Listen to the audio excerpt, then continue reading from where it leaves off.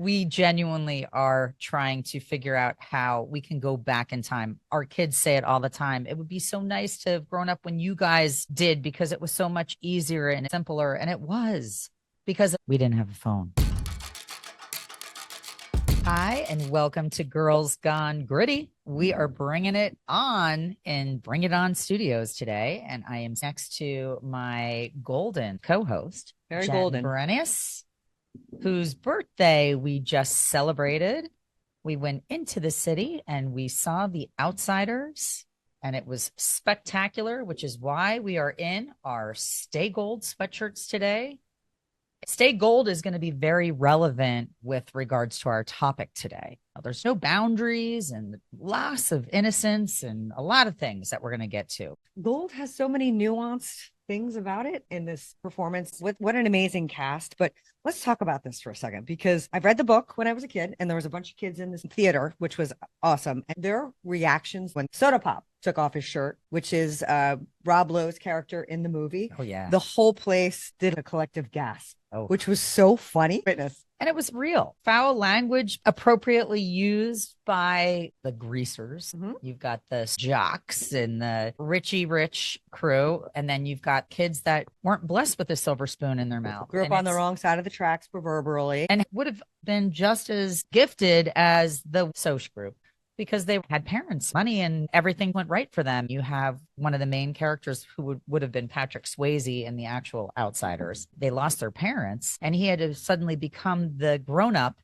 out of three boys and be the big brother, but also the breadwinner and the gatekeeper. And he was off to play a sport in college and do it all. And Yeah. all of his friends were in that Soch group, and how quick they forget that times changed because of circumstances that were out of their control, and it changed the fate of everybody. Yeah, it changed the fate of the family. And for those of you who haven't seen it or would like to see it, the thing I like when you have a different lens from the book to the movie and to the Broadway show, they actually spent more time on the brothers. It was more of from the lens of what it did to the family dynamic, and it dug a little bit deeper into that. And the movie was more from the lens of Johnny when he was hospitalized and went through that tragedy. I love that you can see something a new way, even when you know the story. It's And like it was the really, really adaptation was great. It was like Wicked and The Wizard of Oz, Yeah. the prequel to that. prequel. I thought that was so fascinating. And I like the fact that there were so many perspectives going on during The Outsiders that we got to see it from a different perspective. And to recognize there was one main female character,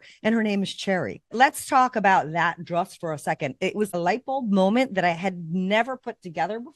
True. Name of the main female character who is like perfection to everyone. She had red hair, hence the reference.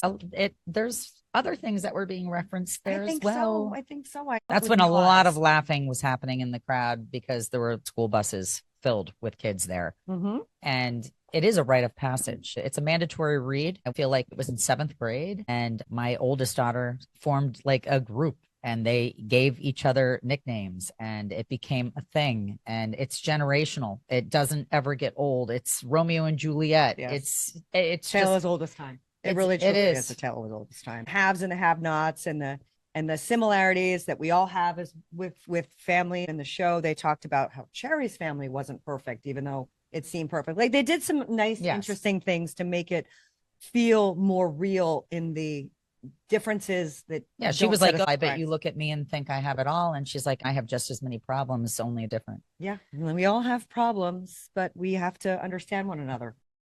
Friendship is what we're going to be discussing today, and boundaries and relationships. And The theme is going to be the stay theme is gold. stay gold, because that's where innocence is still a factor, and you're open in your heart and raw Yeah. and not wearing the burden of the world all the time. You're looking for the goodness and the gold. Yeah. Well, before we get to all that goodness and gold, we're going to go to our top 3. And number 3 is not gold. Mm. Foot fetish, OnlyFans, fake fraud and phony money abounds. This is upsetting. I understand that OnlyFans, it's what you're comfortable doing. You create your own account and Paid for anything. it's up to you. There's a lot of weirdos out there willing to pay to watch you do, even pick your nose. I mean, somebody might pay for it and eat your I booger. I'm just, I'm just saying, this is a freaky weirdo place. Please don't. I read a story about an Olympic athlete, and I think that there might be several that could not pay for their training. It was a struggle bus, and they went on to OnlyFans and created themselves a page. And one girl, I think she was a bobsledder, and they wanted to see her in her sweaty uniform after she practiced. And she would send photos of butt crack sweat. Who knows, whatever it was, but she made enough money to train and go to the Olympics. So a lot of people are finding ways to supplement their income with some weirdo fetishes. And it came to my attention recently that the foot fetish is a big benign way to go because you don't have to show yourself, right? So you're not showing your face, you're just showing your feet, and you feel like there's not a trail leading back to you. But we're scared that there are because the money's going into your account. They're zelling. I don't know. They're smarter than us. And what they do initially is they create a relationship and form a little bit of trust. And they'll dump wire you money the money first. I'm going to give you $3,000 up front so that you can see I'm honest. And I know somebody that this happened to. They got the $3,000 deposit, but they were smart because they recognized that this is the hook and grab.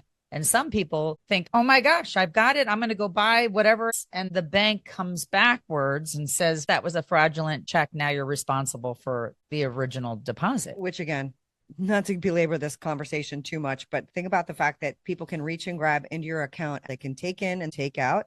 It goes back to the initial buyer beware. If it sounds too good to be true, it usually is. So and this was. That totally is. So watch out, OnlyFans. I'm not a fan. Number 2, Ring camera surveillance state. Sadly, it hasn't helped the Guthries. This Guthrie situation is beyond. It's so sad. It has been so botched with so many cooks in the kitchen, too many people in the house, evidence gone south because of cross-contamination and people and fingerprints. What the hell? And thank God that there was a Ring camera, but she didn't even have a subscription. Think about that. They can go back in and retrieve things that you don't even think are being recorded. Correct. It's a double-edged sword, right? The more surveillance and security you want, the more you're going to give up your rights of privacy. And the rings or cameras that have been put up willingly by individuals to protect their front door. But the interesting thing about the Guthrie situation is that the police can go in and take anybody's Ring camera and you don't have to sign off on it. There is no Fourth Amendment right to privacy. Don't you remember the wackos were coming into kids' rooms because they had a baby camera or they had some type of a camera and people were able to watch from the outside in, which is even more terrifying. Yeah. Wow. But back to the whole Guthrie situation. It's been mismanaged. There's an active vigil going on outside of her property with flowers, letters, and all kinds of things. And they're kind of waiting for the suspect, who's still at large, to potentially revisit the crime scene, as many do, not just in, the movies. It's real. You've got this poor family turned completely upside down. The sad stat is that 2,300 people go missing a day. When you look at the enormity of the impact of somebody being vacuumed out of your life, I don't think it's easy to recover. It's not easy to recover when you lose somebody in any manner, but these unnatural, nefarious ways are devastating. So we'll continue to pray for anybody who's gone missing, especially the Guthrie family. I don't even know how you continue. I don't think you do. And this is not the way you continue with number one. Number one. You definitely don't continue, but you do. AI never dies and gives best advice. Meta wants to keep your Insta, Facebook account alive even after you don't survive this life. I have so many problems with this. There is a grief bot that has been produced and it can take on the likeness of your loved one. Yep. And if you spend enough time talking to it, it can replicate you and it can become your mother who just passed away and her likeness with her voice, continuing to talk to you daily and give you messages. And a lot of people are going in this direction. Even though psychology teams and psychiatrists have said that it is not a normal way to help the grieving process. And we're not meant to live forever. Humans are beautiful because of their imperfections and their limits on life. And I get very concerned, and AI is infiltrating everything. It is. And it's taking over silently. And I know a lot of my relatives want this to speak to their relatives. And I understand the loss of somebody who's larger than life, but that doesn't mean that they should be replicated by a digital universe and live on forever. One of the problems is 72% of American teenagers have formed a relationship with an AI companion. So the generations below us are already very comfortable speaking to this AI bot daily because it's easy. Doesn't give them grief, doesn't talk back to them, agrees with them, tells them what they want to hear, and is always available and can turn them off when they don't feel like listening. So they're the perfect companion for a lot of people, which sucks and is terrifying. And if they're used to this type of daily interaction, imagine a hologram of a parent or a loved one. It's like old school Disney going into the future module where it showed you Tomorrowland. No, it was Space Mountain. On your way into Space Mountain, it was projecting all of this kind of technology, and it would be a hologram of somebody talking and giving directions, and it was your family member. The Jetsons. It's Star Trek. It's the Jetsons. All of it. But they're also very smart because everybody invited Siri into their house without question. Ask Siri to play a song. Ask Siri what the weather is. That's AI, guys. Yeah. It's not just these bots that people are like, oh, I'm not doing that. It's the little AI that's in everything we do. And there's sex tech experts now. Literally, somebody had to become an expert on sex technology. I've never even heard of that. Brian Kolb is a sex tech expert. Who knew that was even a career? Yeah. And this is going to lead us into our episode today because we're talking about the way that technology has infiltrated and changed relationships. And when we watched our show yesterday, everybody has to turn their phone off for 2.5 hours and unplug. They don't want you to take a picture. They also don't want to disrupt the person next to you who's trying to enjoy the show. But these devices are everywhere. No boundaries. Changed. We have zero boundaries. And we're watching this show that's set in the late 60s. And that wasn't even a thought as to how to communicate or build relationships. It was face-to-face, in person. Yeah. And that is where we're going to start today. Where we grew up, I would leave school and tell a friend, okay, I'm going to call you after practice at 4:45 so we can figure out what we're going to do this weekend. Or you made a plan before you left each other because it was hard to connect. It was before emails. It was really scheduling a very specific time that you were going to call somebody so that they would be by the phone because you didn't just sit by the phone. Right. You were aware that you were supposed to receive a call at a certain time. The problem with devices now, there's GPS tracking, Life 360, Snap Map. You can see where people are at all times, which is a problem. Yeah. Or you can just share your location on your iPhone. Or you don't even realize that you're sharing your location, and you are. And now weirdos are aware of your schedule. Well, wait, time out. When you come and go. Everybody knows where you are all the time, just so we're clear. If we're going back to like the surveillance state, they actually have a time code marker. They can track every movement with your phone because your phone is pinging all these towers. Yeah. You are constantly being surveilled. So that is now known that we all have to accept. True. And to the ability of our kids and ourselves to use the technology and manage relationships with it is the inherent change that we are living in. And it's become a challenge. Well, everything is instant gratification. 1000%. It's not even out of sight, out of mind. Hey, I didn't talk to you for 2 days and I'm looking forward to having a conversation with you because now I'm texting you all day long and talking to you whenever I feel like it with a text. I know a lot of people that just text and barely pick up the phone and have real conversations with people anymore. I don't even know that a lot of people leave voice messages. I still leave a voice message. If I can't get you, I'm not going to text the 900 words that I want to say, and I'll still leave a voice message. But I think that's becoming obsolete. Yes. It takes too much time. Yes. Or why didn't you just text what you needed to say? Right. It's sad. And that's the problem is you don't look forward to that connection anymore of looking forward to having a conversation with somebody, looking forward to seeing them because we're all in each other's world 24/7. You're in group chats, you're chatting with your boyfriend. Your boyfriend can say, hey, where are you right now? It looks like you're at the grocery store. Can you pick me up a sub? Right. I mean, you can't escape. My kids use it. It backfires on me. When I thought I was watching them, they were like, oh, mom and dad are coming home. Let's hurry up and clean up the basement because they didn't know I was having a gig. There are so many ways to surveil and to be in connection with whoever it is that you may or may not want to be. Work knows that they can get through there are no boundaries with work after anymore, hours. There's unfortunately. no after hours. There's no, it's unfortunate. And the other unfortunate thing that we're living in, and if you feel anxiety about this, welcome to the club, because it's really challenging. It's pressure, a lot of pressure. When you're with a group of people, but can always be accessed and sucked out of your moment when somebody needs you. Right. Which is unfair to both of you, because sometimes you aren't meant to be sucked out of your good or bad place. We need to sit sometimes in sadness alone. Then you factor in menopause, and we were having a great conversation and my phone bleeps and I come back and we can't even remember what the hell we were just talking about. Right. And that's the other part. It's affecting our attention level, because it's everything short form video. And we've said a million times on the show, we don't have to remember anything anymore, because we'll just look it up because it's right here. Right there. It's right here on my phone. But it's also like another person sitting next to you. Like you have another relationship with your phone, because you're sitting there, and if somebody else bings my phone, text message, now I'm responding back to them because they saw I read it, or they know what I'm doing. It's actually breaking down barriers of having real connections with the people you're with. Because it used to be I'd be on a trip or with people and I was unreachable. Yes. And if somebody needed you, they could find you. How about my parents would be like, okay, dinner time is at 6:00. We will not be taking any phone calls at 6:00. We would sit down as a family and have dinner.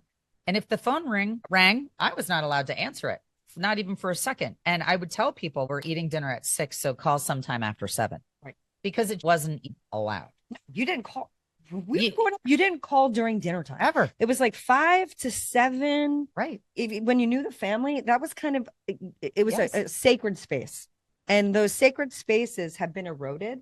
And that's really what we're trying to figure out here. I know my kids are in relationships and they are challenged sometimes because we're all at a different place, right? I could be in a really great place, enjoying myself in the moment, and all of a sudden I get a phone call from someone who needs me. Or might be having a bad day. And now I feel the responsibility. You're taking on that energy to fix it. Yes. And that's challenged because it's unfair to both sides.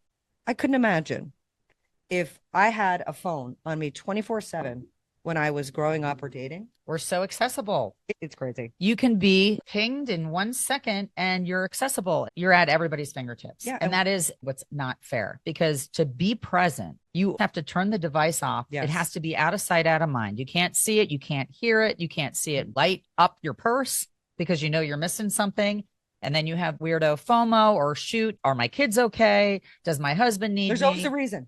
And we there's always all a reason. survived before this. It's amazing how well we turned out without our parents being able to track every single move, without us having to communicate our every move to every person that's in our life. You look at all the social media stigmas of people not feeling like they're a part of something and not getting the invitation or not being included.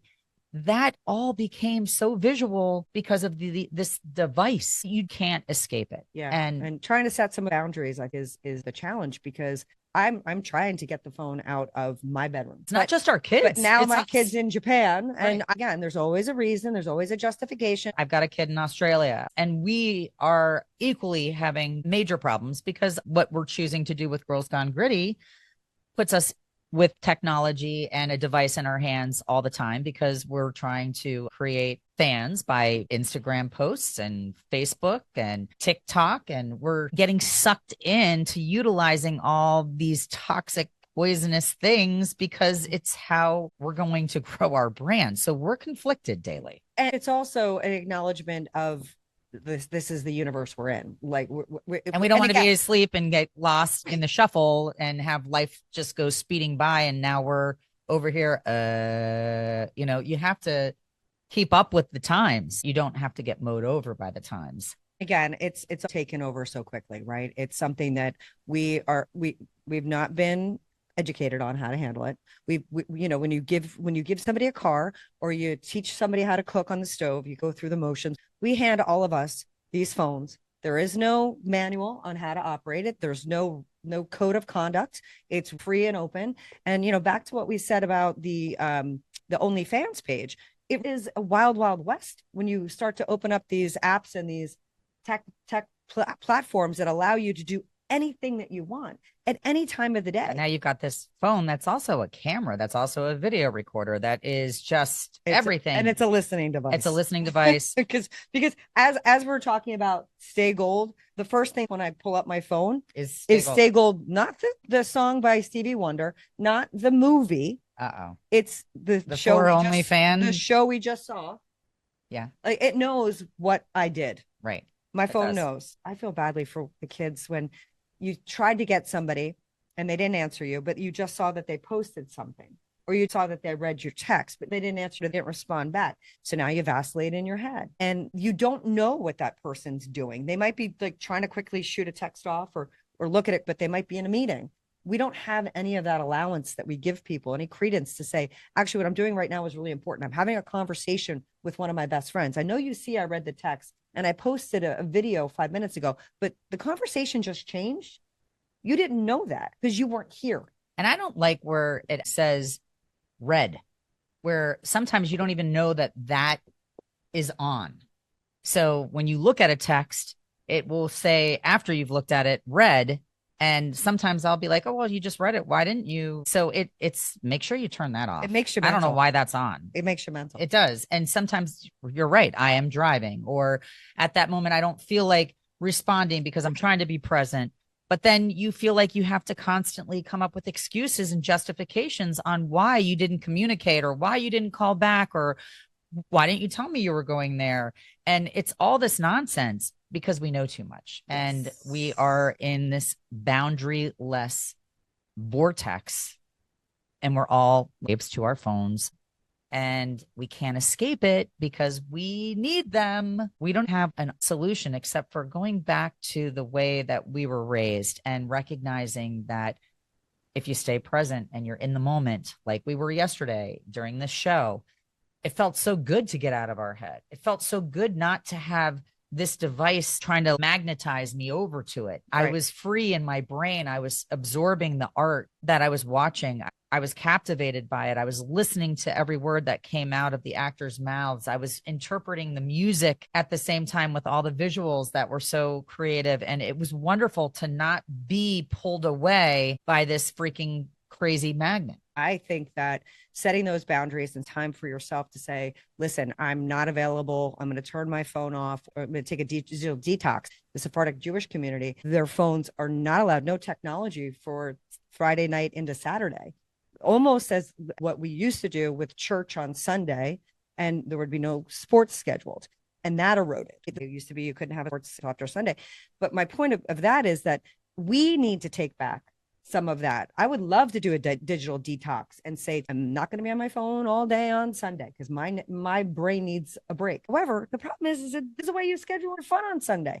And if I'm not available for the opportunity spontaneously, that's the fear and FOMO. And I might actually have to use Waze to get to where I'm going to have my fun on Sunday. You definitely do. Or I might go to a restaurant. I might have to like scan the QR code so that I can order. They just have forced it into our hands. Phone because I don't remember your phone number because I just click it. And I need my phone because on the back of it is my case with all of my credit cards. Oh, well, my credit cards are just in my phone. So listen, we're a disaster over here. So don't listen to us, but please do listen to us because we genuinely are trying to figure out how we can go back in time. Our kids say it all the time. It would be so nice to have grown up when you guys did because it was so much easier and simpler. And it was because we didn't have a phone. I'm trying to talk to my people and acknowledge the fact that this universe that they're in with their friends, with their coworkers, is a new place to be. Everybody's still trying to figure out, should I text my coworker at 10 o'clock at night to get something done for the morning? Is that appropriate? As soon as you start to think about those things a little bit more intentionally, then we can start to take back some of these boundaries. Yeah,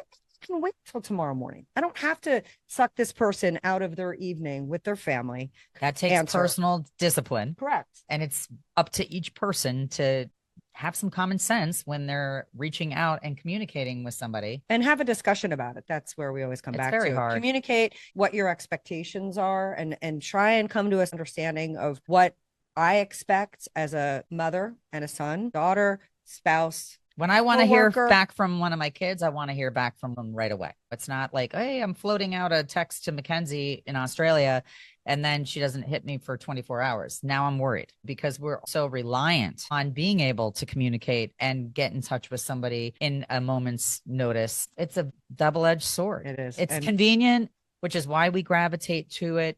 We can use it for so many different vehicles. You know, you can search, use it to pay, you can video, tape record, you can use it as a mirror, you can measure every line in your house. There's so many tools with the apps. It's out of control. I'm exhausted just from thinking about it. I don't want it near me. I want to go to an island and be surrounded by water. And I don't want any technology on the island. I want a really good book. I want friends, people I enjoy, and I just dumb it down and simplify.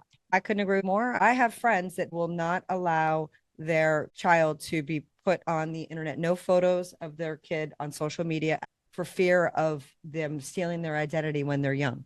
Wow. And that is part of, again, what we're under, like getting to a place of understanding where I have a friend who has a grandchild and they were so excited to post a picture of the grandchild and was mortified when they said, you have to take that down. I don't want your grandchild on social media because they could steal their identity.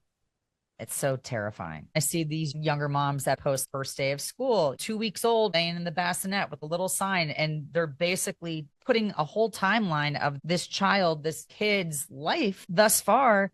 But think about it. If I'm consuming that now, you've got a well-documented trail that can lead you right to the human being. And you know exactly what they look like in all stages and phases from birth up to where they're going to school and what they're eating for breakfast in the morning. It's just too much. And you hope that the people that doesn't want their kid on social media understand, appreciate, acknowledge that you set those boundaries. And then there's somebody else who wants every single picture on social media. And that defines them. And that's your decision. As long as that's your decision and you're understanding the benefits and the risks, like everything, I think that's completely fine. I was traveling with my husband. We were just in Telluride, Colorado, and he kept wanting to take pictures of the mountains and the valleys. And I said to him, like, first of all, what do we do with all these tens of thousands of pictures that are on our phone? And second of all, it doesn't do it justice anyway. Let's just enjoy it. Let's step out and smell the air and feel the ground beneath our feet and look up at this vastness. Not everything is a photo op. It doesn't have to be. And not everything is an Instagrammable moment. And you don't have to be available for everybody 24/7. And don't go places specifically for the Instagrammable moment. I never realized that was a thing until I was in the south of France with Mackenzie. And she kept saying, oh, I saw this spot on somebody's Pinterest. I want to go here. And it was the perfect visual of all the beautiful houses that are pink, pastels, yellows. It was the optimal photo spot. And when I got there, I saw 25 people marching to that exact spot. And we got sucked in and we did it. Of course you did. And I didn't even realize it. And then I was excited because then we went to the Leaning Tower of Pisa and I'm like holding the Leaning Tower of Pisa up. I've got the Leaning Tower of Pisa in my ice cream cone base as the ice cream. And I fell prey to it and enjoyed it. But now I recognize, my God, I'm 54 years old. Okay. I'm not consumed by this 24/7. It was fun for the moment, but this is what people do. They get their backpacks on and they're going from spot to spot to spot for that photo because they got to check that box and be doing what their peers are doing. Again, it comes back to our FOMO episode we did. And keep it up with the Joneses and everything else technology forces us into. So we want to be mindful and stay aware and try and maintain some innocence with what you share and don't share. Keep some things in your relationship just between the people you love and stay gold. Staying gold is what we all want to do. The age of the innocence. That brings us to a fantastic Got Grit Award winner today. And it is very close to the fold. It is a family members organization called Red Sneakers for Oakley. And this is a tragic situation spawned from a death, but they are giving back and saving lives every day. Oakley Debs, my husband's first cousin's son, unfortunately had an allergic reaction. He went into anaphylactic shock. It was Thanksgiving.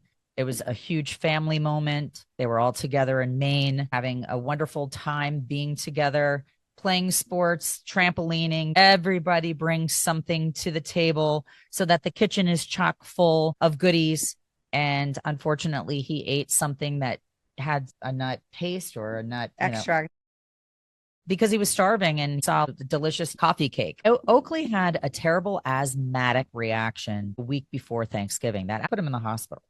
And when you have asthma, it almost opens you to become more susceptible to other things. It's like a conduit for other disasters. Oakley never needed an EpiPen in his whole life. In fact, they were hoping that he was outgrowing some of his allergies. And when they were in Maine and he ingested this, coffee cake that had a nut byproduct in it, he recognized that something was wrong. He could tell that he had eaten something. I don't feel right. Things are starting to happen that he could recognize. And they gave him Benadryl. And Benadryl kind of masked what was going on. It stopped it in its tracks. And the reaction was still going on internally.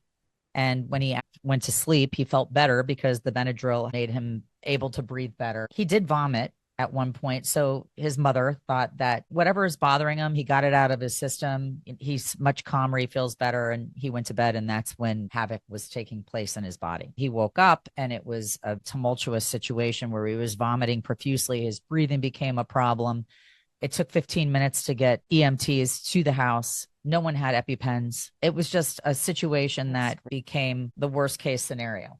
He was a twin. And my husband's first cousin is Bobby Debs and his wife is Meryl Debs. And they started Red Sneakers for Oakley so that they could create awareness for food allergies by educating and empowering people with their story and how you can be prepared in a situation and you can avert tragedy by being educated. And the way that the name of the organization came to be, we had a medium, a family friend. I think Oakley must have come to her on some level because when she was doing what she does, she saw this boy that was happily running around heaven in a pair of red sneakers. And she told his parents that he was happy and in a good place and in heaven wearing his favorite sneakers. And no one told her that he loved red sneakers. And that was what allowed Bobby and Meryl to make the decision to not continue life support. The craziest decision you'll ever make in your entire life. They have given back ever since, and this organization has saved countless lives. And they're doing fun community events, and people are wearing their red sneakers and posting on Instagram and tagging Red Sneakers for Oakley. So in this situation, we are on board with taking pictures and raising awareness for an incredible cause. Amazing. So we can check them out on Instagram, and they have a Facebook page as well as they have everything, and be a part of it. And if you know somebody that has any family members with any type of allergies, pass this incredible organization their way and help it continue to tip, because knowledge is power and it can save lives. That's awesome. Thank you for sharing that. And that is going to take us to our song of the day. Seize upon the moment long ago, one breath away, and there you'll be, so young and carefree.